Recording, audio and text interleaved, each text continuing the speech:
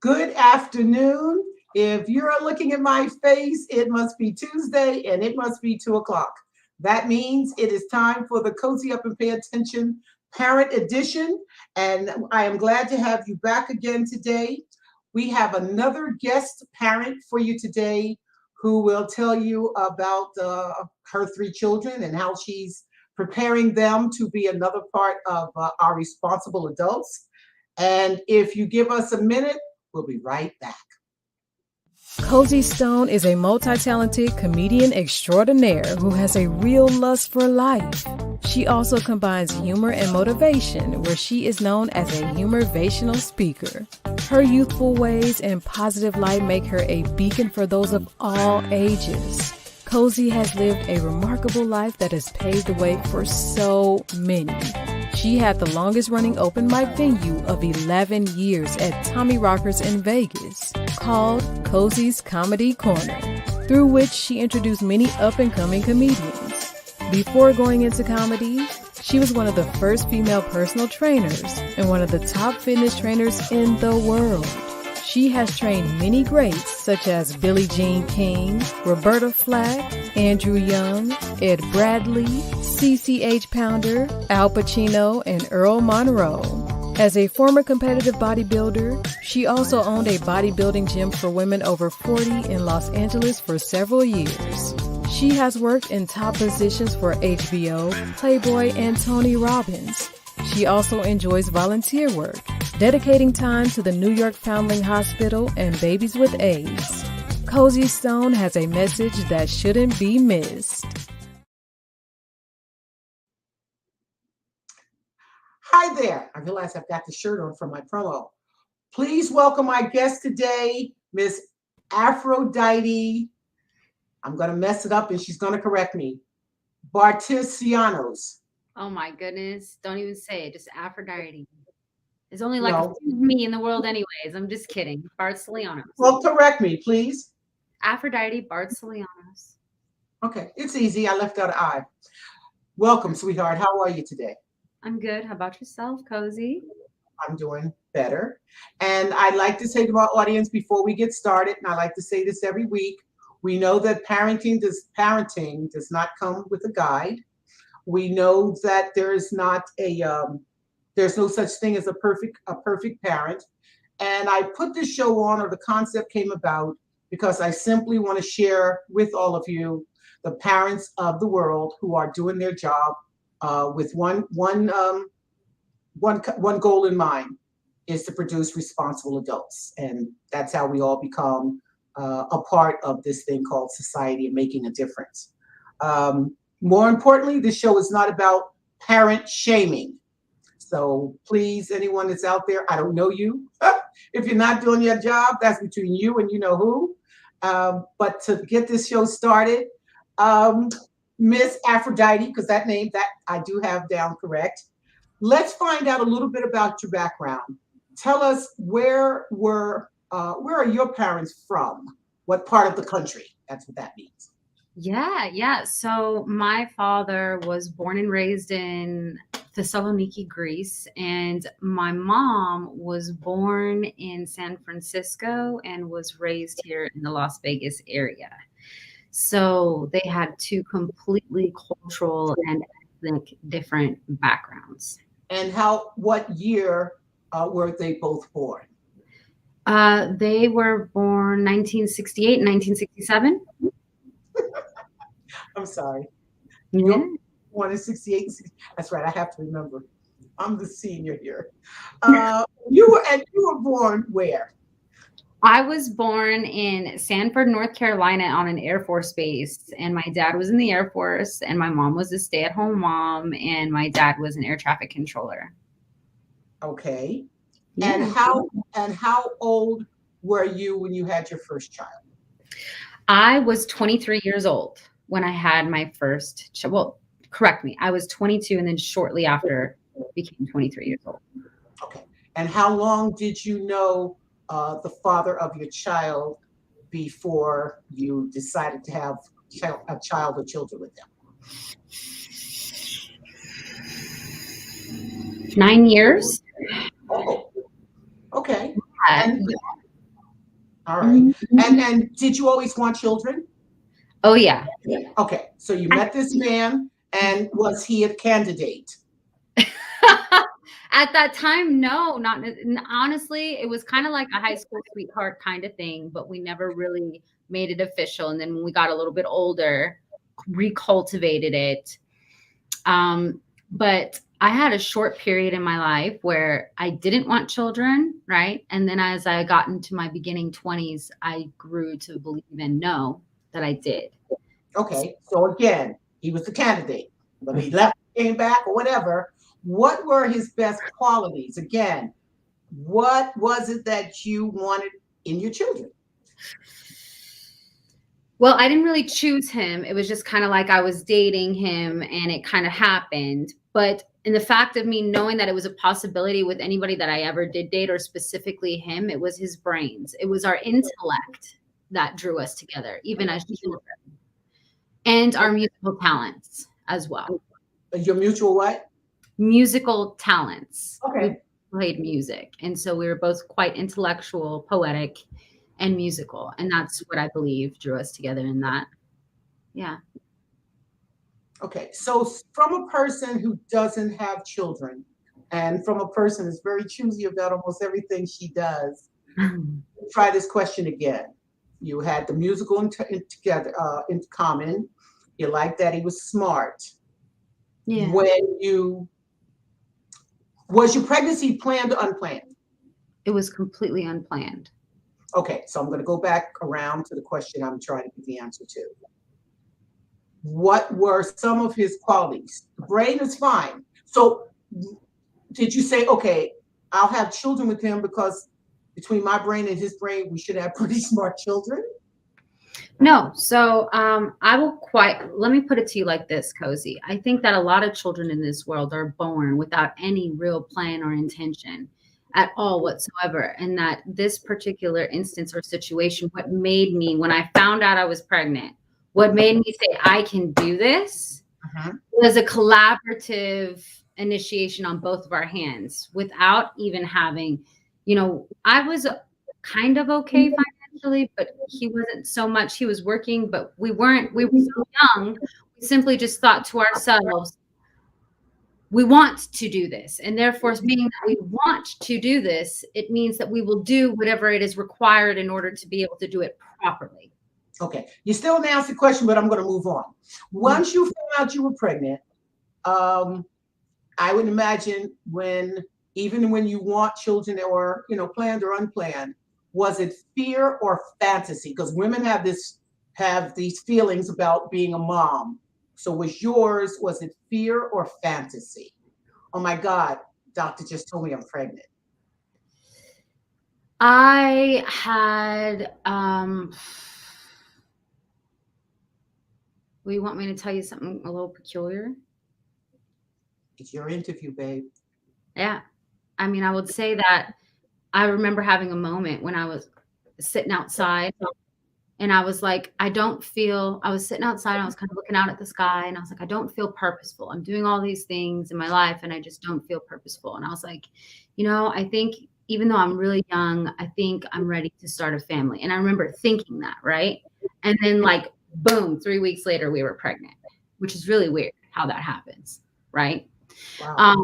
But my point is, or why I'm saying that is that when I found out, I didn't really have fear, but I was surprised. There was a fantasy piece to it, but it was like I asked for it. So I was expecting it, me personally. And I think I was even in the position where I was like, I was ready to do so. And I was ready to cultivate whatever was necessary. So It was a fantasy thing, I'd say. Okay. Yeah. I mean, when young women think of having a baby, and I like to say this, we give birth to a baby, but we're really raising a responsible adult or a human being. And so there's often the thoughts of the little pink dresses and the blue clothes and the little everything is still how cute and how little. Or someone can say, oh my God, what do I do now? I really have this responsibility. So that's where that question comes from, whether it's the fear or it's the fantasy. I didn't ask you where he was from. what part of the country was he from? Yeah, he was born and raised in a place called Called what? Mowapa, Overton. It's on the outside of the city. So it's about 45 minutes away from here. It's a farm city. And he was raised there. Him and his family were raised there. His mom was raised there. Well, she wasn't raised there the entire time, but she did spend a lot of time there in her youth or in her younger age. And his dad, I think, was from California. Yeah. But yeah. Okay. So you were born and raised here. Your dad was from Greece. Your mom was from America. He's a country boy. He's Jethro. What were? I'm sorry. What, Truth, yeah. what were some of the differences that, as parents, to your children or your child, that you had to overcome or you had in common? We both, one thing, a big thing is that he was really big about taking the kids to the doctor every time that they were sick. Okay. And I was the mom that was like, they don't need to go every time they cough or snivel or sneeze or blah, blah, blah. You know, I was like, they can get through it, you know? But he was always really pushy about them going to the doctor all the time. And little things like that. That was the biggest one, though, I could say. Okay. What were 3 things that you considered? You just said about sitting on the stairs 3 weeks before you were told you were pregnant. What were 3 things you considered, maybe even as a little girl or a young teenager, before giving birth? Again, let me say this. By nature, women are nurturers. Yeah. By nature, God gave us the equipment, the biology, and physicality to carry children. Right. What were 3 things that you thought of, even I can say maybe when you were 12, 13, 18, about having a kid? But now you're pregnant. You know you're pregnant. What were 3 big things that you considered before you gave birth that you knew you had to have to raise your children? I knew I had to increase my finances. That was the number one thing that I was concerned about. So I reevaluated, like attending school. That was the first thing that I did. Or getting more schooling, different schooling. The second was really being able to be accountable. Because I would think about my parents and I would think about, you know how you say, don't only do what you're told, right? And so for me, it was like I wanted to find it. I would think about that a lot, about being accountable. Not just do as I say, not as I do, right? As well as really just being able to hunker down and know that I was like ready to do that. And if he was ready to do that, that was a big thing. Right. And again, every answer is a great answer because it's yours. So I also like to ask my guests, when we were all growing up, our parents yacked in our ear, which were words usually of wisdom. We got tired of hearing them. And then we get older and we grow up and we have children, and you hear yourself saying those words to your children. Give me one of the words, one of the mantras that your parents gave to you that has followed you and helped you raise your children. Be more concerned about doing things that you'll regret than doing things that make you happy. Wow. Whoa. That should be a cozyism. Yeah, that was a big one. That's right. Yep. All right. So let's move on to your chosen questions. I tell my guests, I give them 40 questions. They tell me what they want to answer. So they're somewhat prepared. They are prepared. So your number 1 question is, were you prepared mentally, emotionally, or financially to raise a child? Yeah. And I want to answer this question because mentally, yes. Emotionally, no. Financially, no. But was I still successful in making it a reality? Yes, because I made the choice to. And I think a lot of people don't make that choice when the time comes realistically and stick to it. Okay. So you have, and I hope I get this right, a 9-year-old, 8-year-old, and a 6-year-old. Mm-hmm. We're going to stick, for all intent and purpose, we're going to just stick with the first child, all right? Unless the question involves more. So otherwise, you'll be on here longer. And I need you to get on with your day. So for your first child, let's take all three. What was your favorite year of your 9-year-old and why? Favorite year for my 9-year-old was 4 to 5 years old. And the reason being is because he has such an intuitive mind and solution-oriented mind that the questions that he would ask were so interesting, and I would love to unpack them for him. Okay. So again, we'll take that one. So the next question is, what C word did you practice most with your children? We're going to comprise them all. Was it choices, consequences, consistency, or compassion? Choices. Okay. So now we're going to talk about all three. Okay. The one you practiced the most. Choices, consequences, consistency, or compassion? Choices. It was choices. Yeah. And how are you putting it in their heads every day about choices? What are some of the words of intellect you give them? So I would say that choices are the leadership of all of 4 of those words, truly, at the end of the day.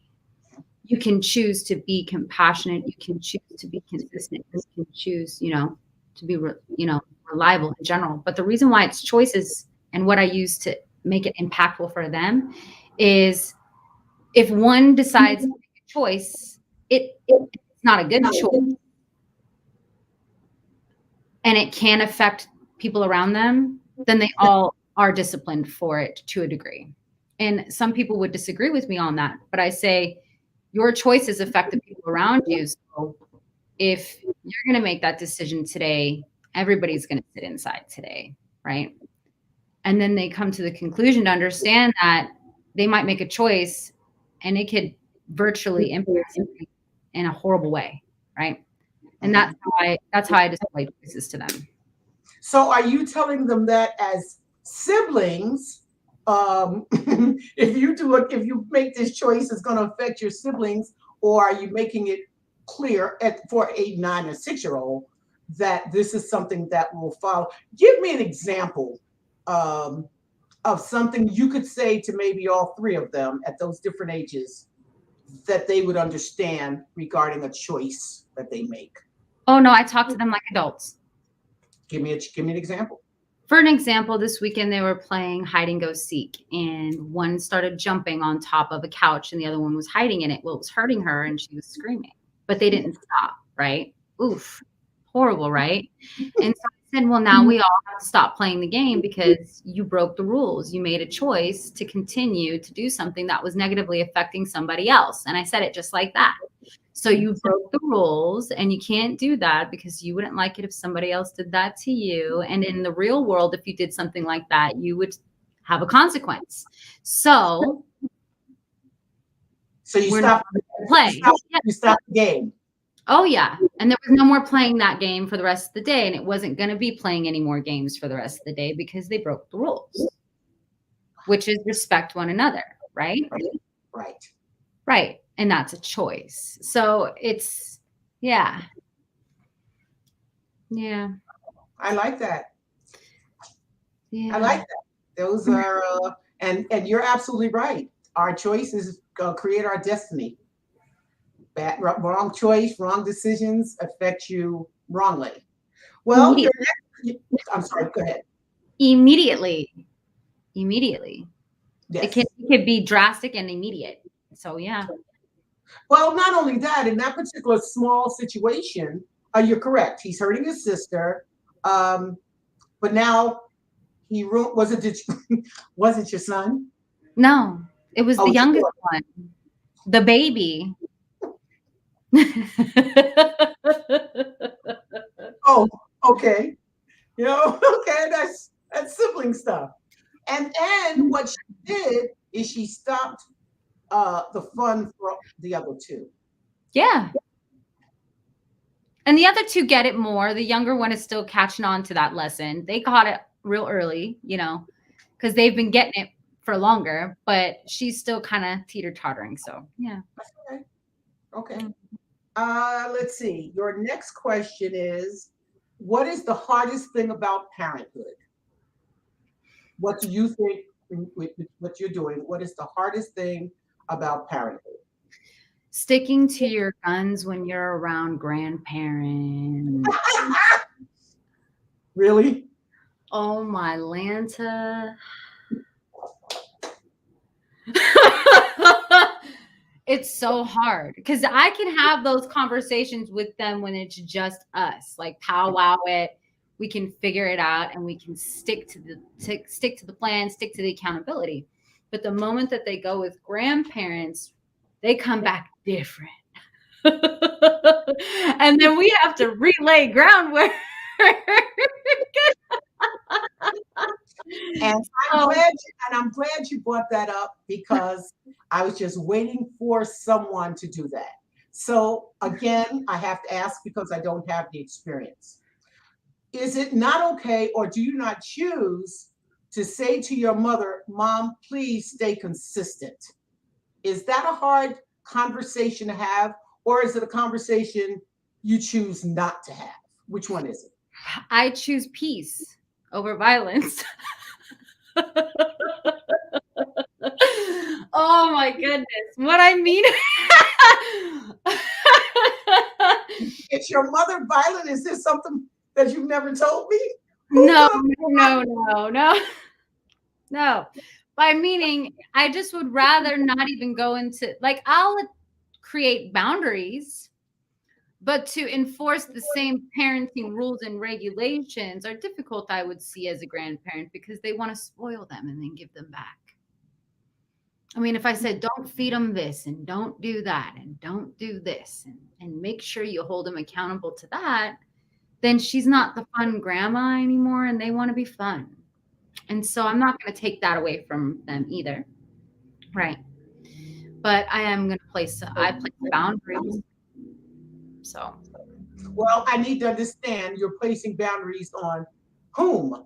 Your mom or the kids? Because it's still asking the question I asked you. What does boundaries mean? Yeah, so I would say that boundaries can be different in all situations. Sometimes it's required with the grandparents. Sometimes it's ultimately always placed with the children immediately, like prior to going, after you discover certain experience that you may receive when you get them back.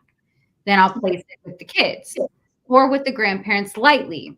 But if it's certain things, it just depends on the circumstance. And that could mean, hey, George, Avalon, make sure that you guys don't eat, too much fast food or whatever, because usually when you come back, you're kind of sick, right? Things like that. Or make better choices in what you're going to eat. Or,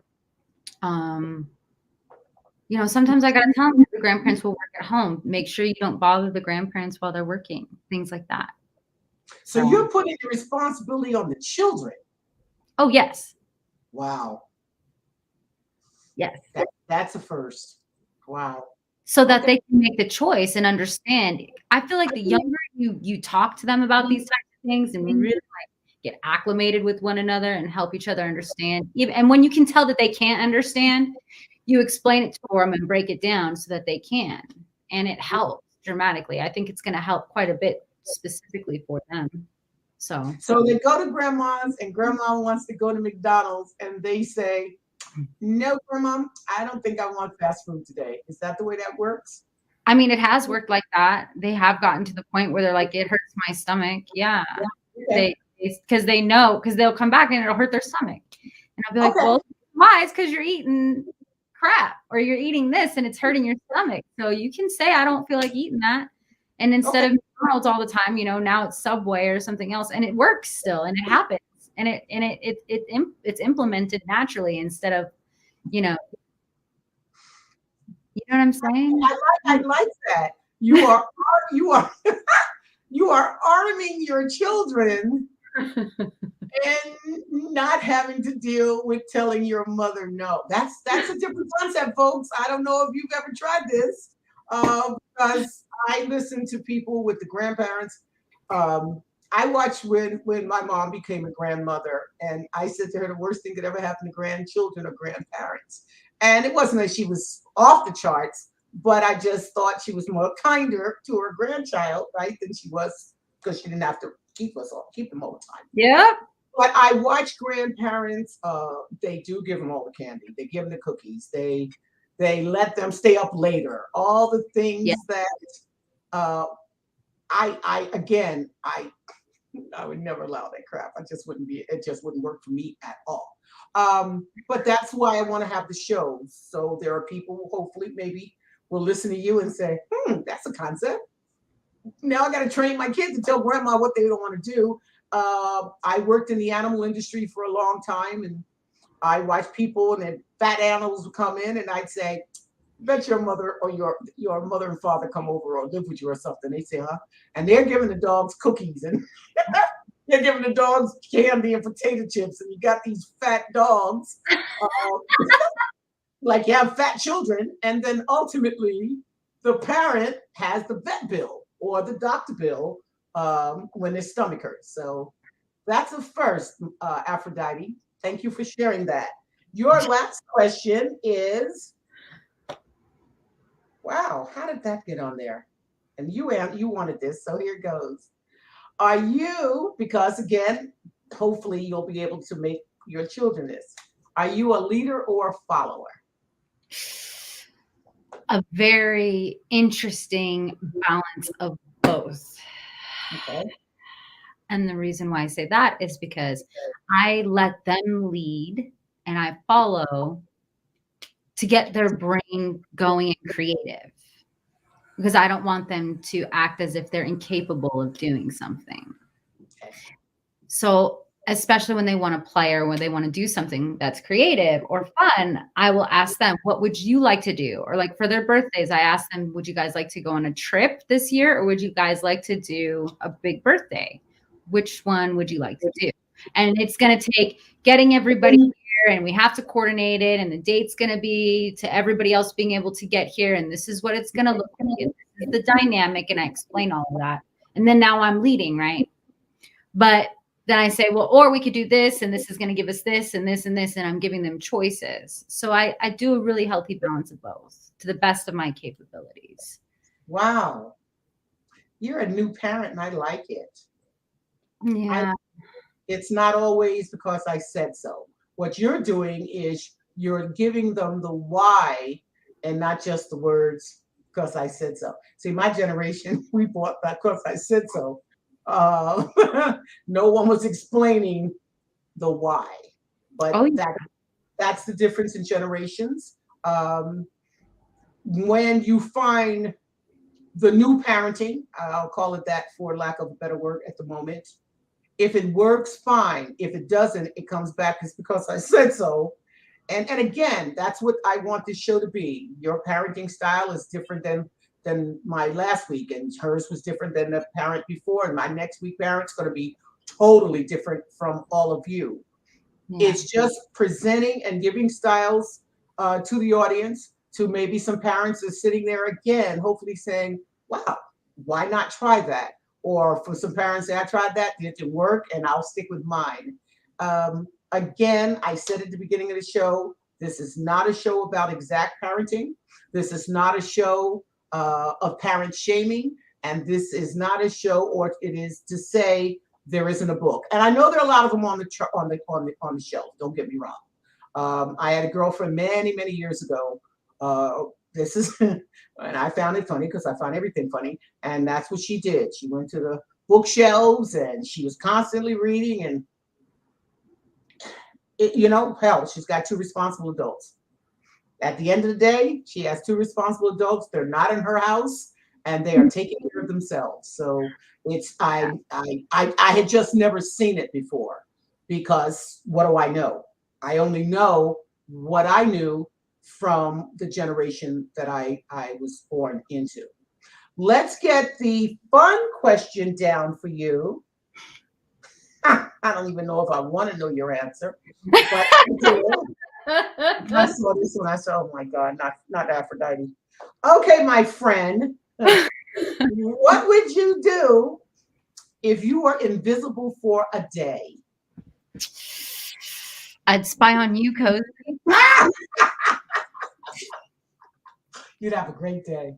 I know I would. I know I'd have a damn great day. Okay, so other than spying on me for a day, Aphrodite, what would you do if you were invisible for an entire day? 24 hours. No one can see you.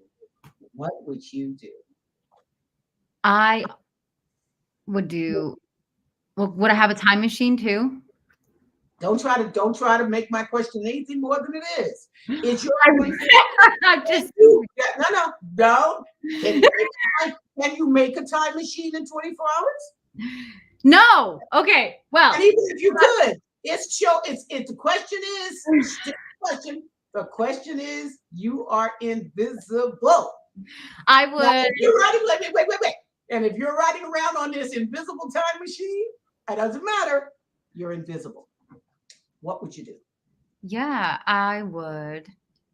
You picked this question, doggone it. I know I picked this question. All right.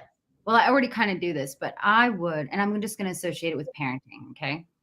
I would go into my children's classrooms and I would watch them and how they behave when I'm not around. Because I do that. I'll go to Save Key and I'll watch them, but I want to see them like raw and authentic. That's why I chose the question. So I could wrap it into what we're really talking about. Because I feel as if finding out those kinds of key pinnacle points about your children is very important in understanding how you can really speak to them about the why instead of I told you so. That's how I'm going to wrap it up. Ooh, I loved your answer. I did. Ooh, I do. What I'm hearing you say is, with all that I give them and the tools that I give them to work with, are they implementing them when I'm not around? Yep. Right. As opposed to, we have some, don't take it personal again, people, I don't know you, those who swear up and down, my kid didn't do that. Doggone well your kid did that. Because they do it at home and you're not teaching them not to be disrespectful outside of your home. Yeah, I don't get that at all. I don't understand. Right. Yeah. We're not going into that. That's not. Damn you. Well, I wish we could. No, that's passing judgment. And then that's not what I want the show to be about. Oh, no, I would pass judgment. And if anyone else gets part of what I'm trying to give here, hopefully it's young parents and or young girls who think it's a cakewalk. Again, you're not giving birth to a baby, you're giving birth to a human being. And if you do your job correctly, you're giving birth to something that will be a notable member of society. Truth. Right? So no, I'm not going there. That is just too easy. Okay. Yeah, it's not who I am. It's not what I want to do. Now, one of the things that I don't do, I have not done in all of my shows, I have Words of Wisdom, folks, on Amazon, Cozyisms, The Art of Paying Attention. And what I have done with these books, and I will create more, I put my face right between them, is that they are one-liners. So for those of you who foolishly say out loud, I don't like to read, people, please don't say that out loud. That is one thing that sounds really ignorant. I don't like to. They're one-liners, one sentence. See that? I don't know if you can see that. That's it. And it's accompanied by beautiful art. But what it does is the difference in what you love and what you like is passion. That's a cozyism. So it makes you think, as I want to do, as I have this show. So we're going to conclude. And I'm going to thank Miss Aphrodite for your time, for your wonderful words of wisdom. And as I like to do every week, is to thank you for creating and doing your job. You still have an uphill battle. You haven't hit teens yet. If I'm still doing the show and you hit teens, it's going to be a whole different questions, but it's okay. If you're on your charted course as you are, you'll let them get their hormones and you'll keep them in check. I'd like people to share this show. If you've watched one or more than one, please continue to come back. Hopefully you've learned something. You've got a little tidbit of something from Aphrodite, sharing her words of wisdom and her schooling of thought for raising her children. So I'm always grateful. I'm always appreciative to your watching us, the Cozy Up and Pay Attention Parent Edition. Put on your calendar to be here next Tuesday, 2:00. It's live. When we're off, it's always available on Facebook at prconnectionsradio.com. And I like to leave you with these wonderful words. Sometimes when you know better, you do better. Thank you. My name is Cozy Stone, and we will see you again next Tuesday. Have a great afternoon.